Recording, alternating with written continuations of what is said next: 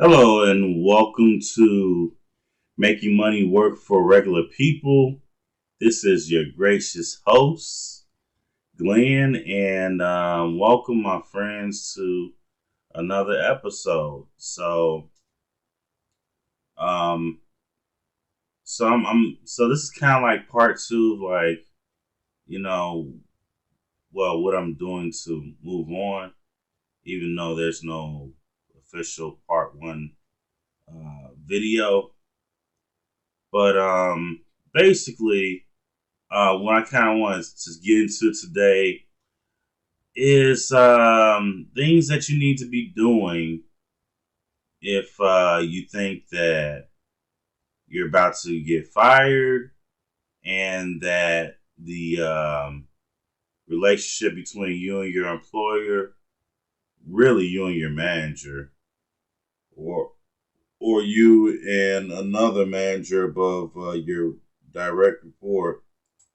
If you're in a situation where that relationship is beyond repair and that you might be catching the guillotine, here's some things that you need to be doing because it's been a while since, more than likely, it's been a while since you were last looking for a job and things like that.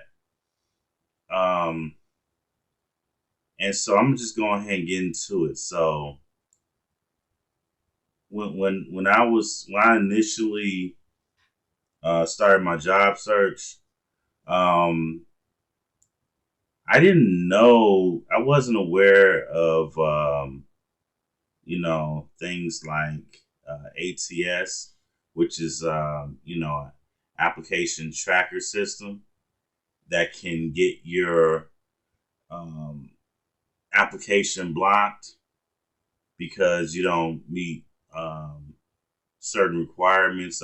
Typically, involves your educational requirement. They usually set the ATS to, block off all applicants who don't have a college degree because, it sorts, those resumes quickly, and then it gets down to a scalable, more manageable workload for the recruiters, if you want to call them that. Um, and so I probably regret saying that, but anyway, but it's the truth. They have application tracker systems, and so what I would recommend, and I wasn't really cognizant of all this stuff because I just thought, okay, well, I got a ton of customer service experience. I came from, I worked for really good companies, especially in the last couple, jobs or so. In fact, my former employer today um, was my previous employer before my last job. Fun fact. And I probably shouldn't have. I probably should have really. I don't know. It's just a funky situation. I'm not going to, keep harping on it. Like, you can check out my last video from the 14th. At least that's when it's dropping, and you can refer to that video um, to find out why, what happened, and I went into more details there. But there was a lot I wasn't really aware of, and I just kept getting these rejections, you know, and so what I found out I had to do is I found out that I had to redo my resume into a more simpler format. I just use a simple template off of Word, um, and And here's the thing, like in my case, my experience is my strength. You know, when it comes to customer service jobs, and I was getting rejected for a lot of those jobs. Just systematically. But the reason being is because my resume wasn't formatted to get past the ATS filter. So, and the only reason I found that out is because I became a member of Flex Jobs. I paid the yearly subscription. I think it's like $50. I can't remember. Um, because I was interested in their job board, and which is dedicated to remote and hybrid jobs. And what I didn't realize was that with that membership, I was able to access a lot of Zoom workshops. Well, I think that's what they recorded these workshops on, and in a couple of those workshops, I found out that an impediment to your job search a lot of times is the ATS system. Where it might be filtering your resume out of the impound. And so, what you want to do to give yourself a chance is to, put down the last school you went to.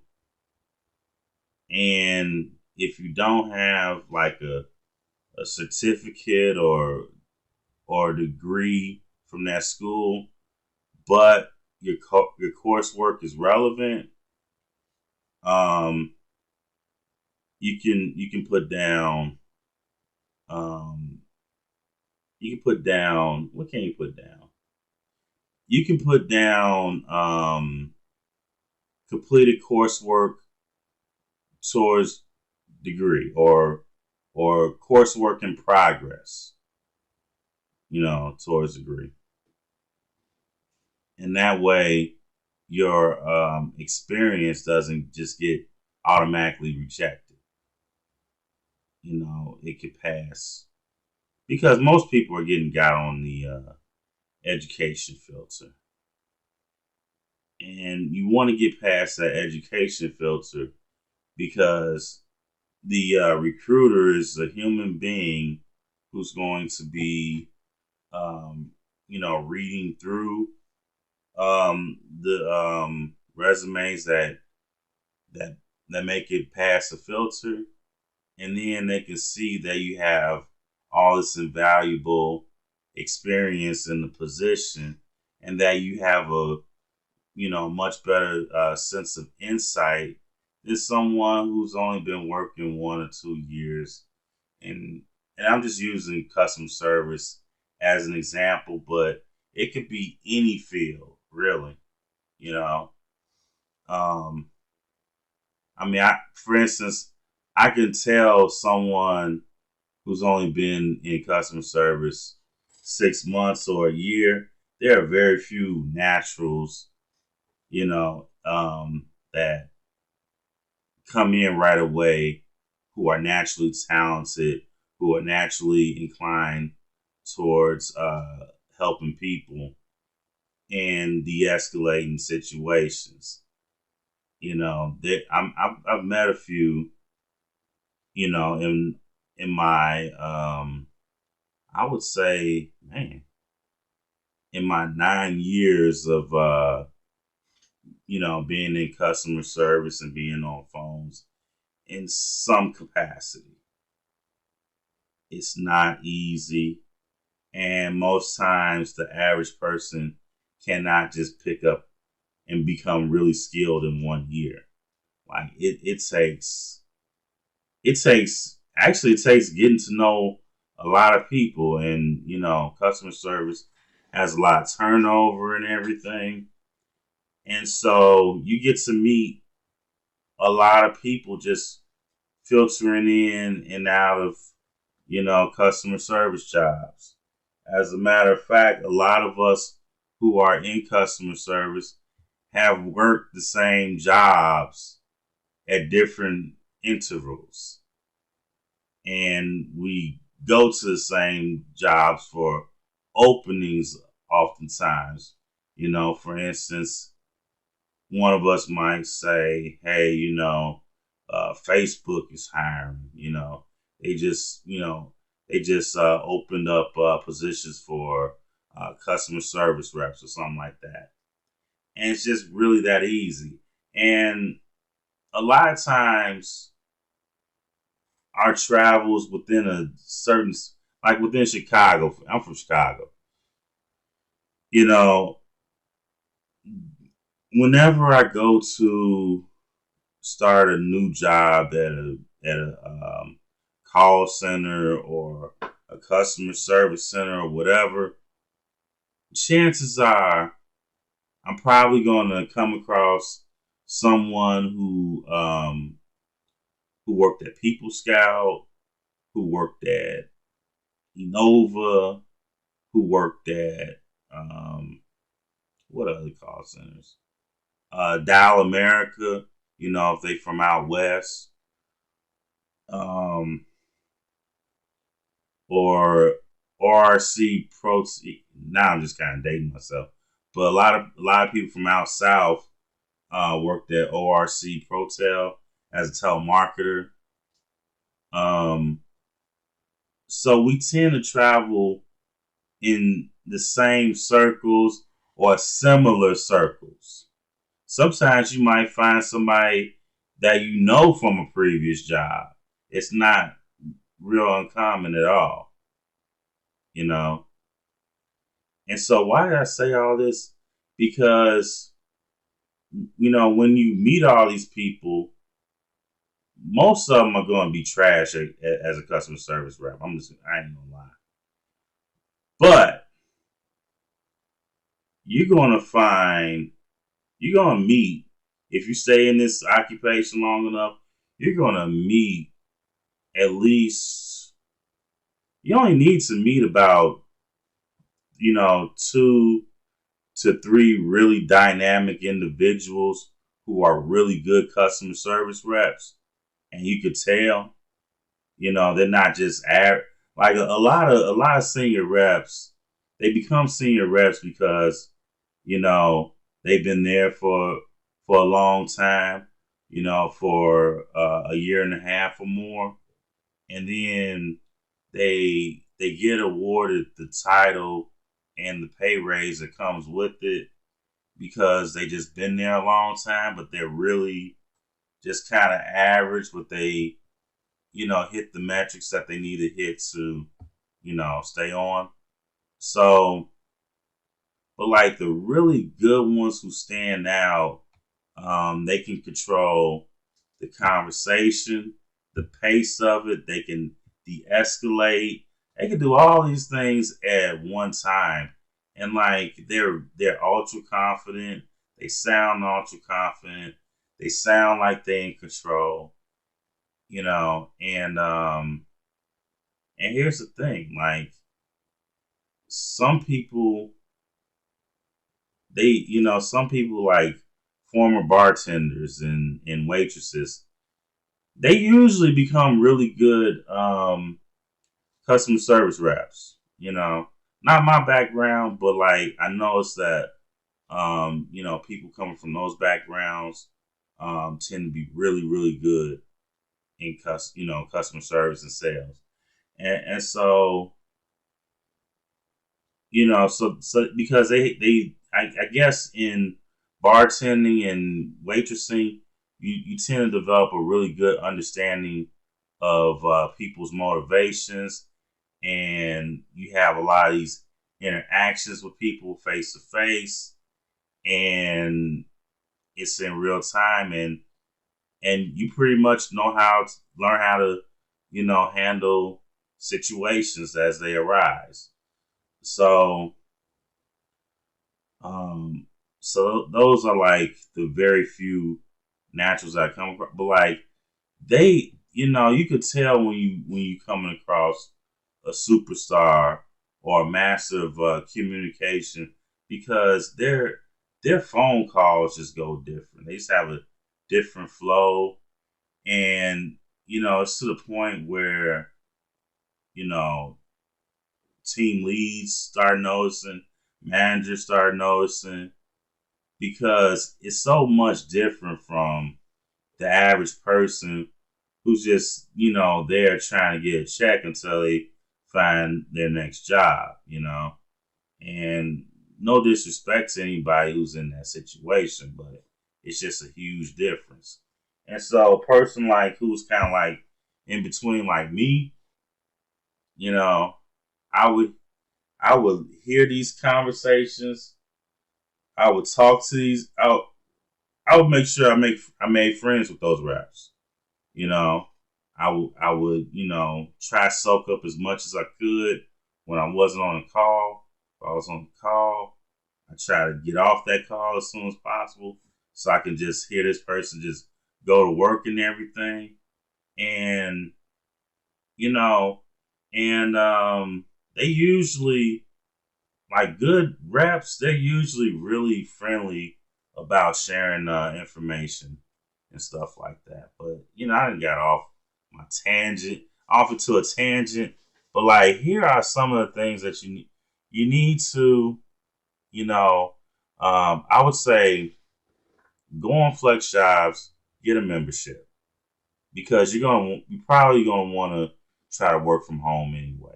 At least I recommend trying to work from home if you can. Um, there might be situations where you might take the risk of going out in public and possibly, contracting COVID. In that case, I would just say be careful, wear your mask, keep your hands clean, keep hand sanitizer at your desk, and still try to see if you can negotiate maybe like a hybrid arrangement where you know some days of the week you get to work remote. um definitely I definitely recommend paying for the Flex Jobs membership because they're going to give you a lot of information that's going to help your job search, and they're going to give you some pointers on things that you didn't even know that was going on in the recruiting world. Second, make sure that you and I know you think, well, I'll just put my last job. Actually, if especially if you're changing careers like I am, um, you want to redo your resume. You want to redo it in Word format, very simple layout. Don't try to get fancy with it. And depending on even if you're staying in the same field, um, you know, if you stay in the same field, chronological resume will work best for you. It'll highlight,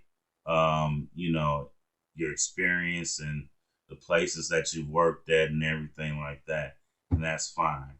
But if you're changing careers like I am, um, you wanna highlight your skills, and even if you don't have any experience, highlight your certifications, highlight the coursework you've taken, and things like that. Make put that at like the top of the resume, and then in your cover letter, try to emphasize as to you know the reason that you're excited about getting into whatever field that you're trying to get into, um, and that your previous skills and your recent education, which might just be Udemy or LinkedIn Learning or whatever, how those skills are applicable and transferable, and just go from there. Um, yeah, so like your tools, is the resources that you have access to. Um, Also, there's YouTube channels that broadcast every day, um, work from home jobs that come through the pipeline. So you might want to, do a search for work from home jobs and check them out. Subscribe to those channels on a daily basis. That's a source of customer service stuff. Um, and and then just for the intangibles, even though you might have gotten fired or you might have, uh, quit a job suddenly because it just wasn't the right fit, or or you just may have, or you just desperate to, you know, get out of your current job or whatnot. Um, just remember that you got hired, initially because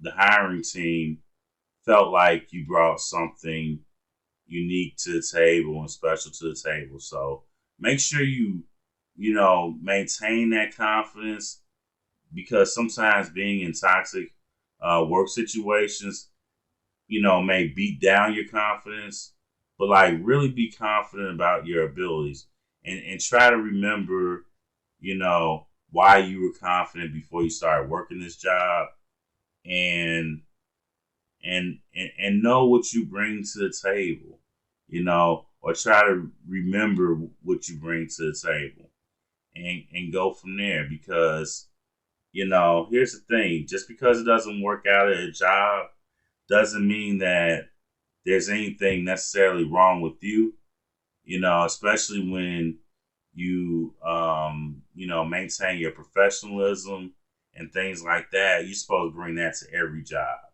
And like, no matter what happens, you know, remain professional at all times, because what happens is when you start sulking and start creating a negative attitude and things like that, now some things you can't avoid, like, you know, like like when you start getting tired of the job and stuff like that, you might start coming in at the last minute or something. But like, for the most part, maintain your professionalism, be professional towards your coworkers and your managers, your bosses, whatever. And, because you're not doing this for them. You're not doing this for their satisfaction. You're doing this for you. You don't want to get into a habit of developing a negative attitude about every situation that's not working out in your favor. Because at least I know with me, it starts leaking into my interviews. And, next thing you know, I start dwelling on it. And your interviews is your time to sell yourself and sell the reason why you want to be there, you want to be at XYZ company, and why you're excited about being there, and things of that nature. Um, you know, don't dwell on the past, focus in on the future that's in front of you. Why you apply for a job, what makes it fascinating, and why you want to be a team member. And from there, you know, it's just a numbers game. You know what I'm saying? I mean, job searching is a job within itself. I know you hate hearing that, but it's the truth. Like you got to be dedicated to putting in a resume submission every single day. And I'll admit, I was not that dedicated when I was, when I was still employed. Um, I applied for some jobs that I felt were interesting. Um, but I realized that um, moving forward, I also wanted to, and so I took a different approach towards my job search to include brushing up on my bookkeeping skills and brushing up on and learning QuickBooks and stuff like that, because I decided that I've arrived at the age now where I do not want to be at one employer's mercy and only having one, decent income, um, coming in. Um, I didn't want that makes you at their mercy basically, because you only have one income coming in and you're dependent on that. And basically, one day a replacement manager could come in and pretty much determine whether or not your ability to pay your mortgage gets turned on and off. And like we're not all we're not all at that savings threshold for whatever reason, where you have 6 months living expenses. We're not all there, and I've recently not gotten all there, but I'm focused on the future, and I'm focused on getting my personal affairs straightened out. I just don't know the exact destination, but I know where I want to go. I know where I want to go, and I know that I want to have a nice side hustle too. Using my skills and my brain, and that way, when I have a next time I have an asshole manager, which is usually going to be with regularity, in your cases too. 95% of the time, your manager is going to be very average at best, but he's probably going to be incompetent, more than likely. And, with a lot of, incompetent managers know they're incompetent, but they use um, the handbook to hide behind, because they know they're incompetent. Because anytime you can't communicate with people and delegate and work through your people, you're incompetent. I'm sorry. And it's easier to have a good rapport with the people that work under you than it is to have an adversarial relationship. And so that's why managers tend to fire people all the time, because they're incompetent. That worker is going to get another job eventually. You know what I'm saying? But like, they want to motivate you by putting the fear of God in you, you know, which it's not an effective talent. It's not it's not an effective uh, tactic anymore. Because they know his job ain't paying nothing anyway. So so it's best to if you're a manager out here, you got a team of people. It's best to develop rapport with your people and work through your people and try to create an environment where people are happy to come to work and they will happily come to work and work hard for you, um, and even try to emulate you, especially your good habits, your good qualities. Like I had a manager who at my previous employer, not the most recent one, my previous employer who was such a good such a good teacher, such a good rep, who was who was very very what's the word, who was very confident in his position, but because he understood people, and he understood empathy, and he took time to just be available. Those were a lot of his strengths, and he was just damn good at his job, and he was good at our jobs too.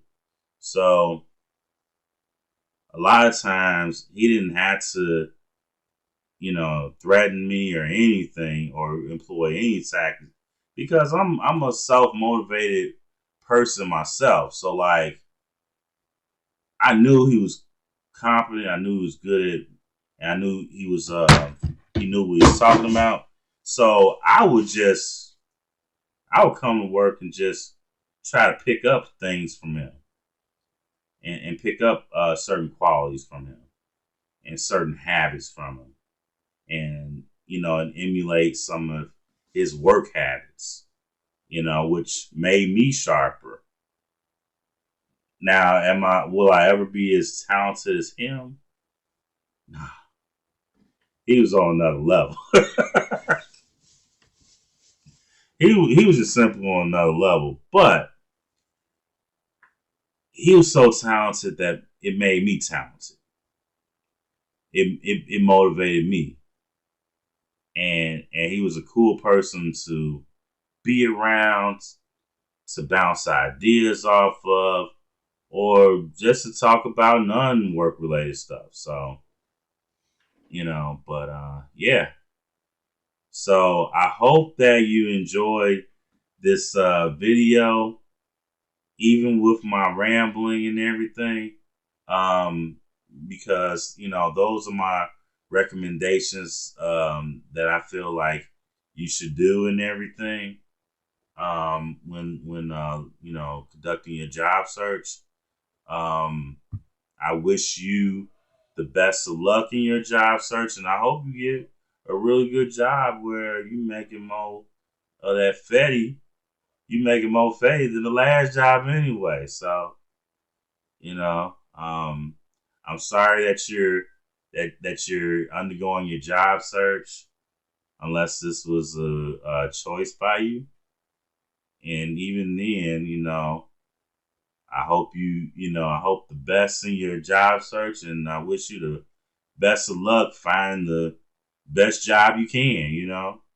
So, yeah, I hope you find what you're looking for.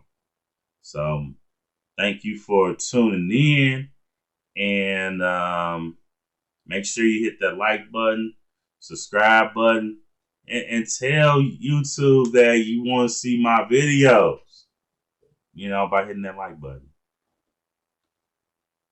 Good night.